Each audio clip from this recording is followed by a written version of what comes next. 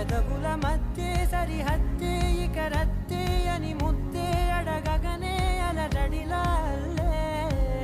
మనసుల గుట్టే మరి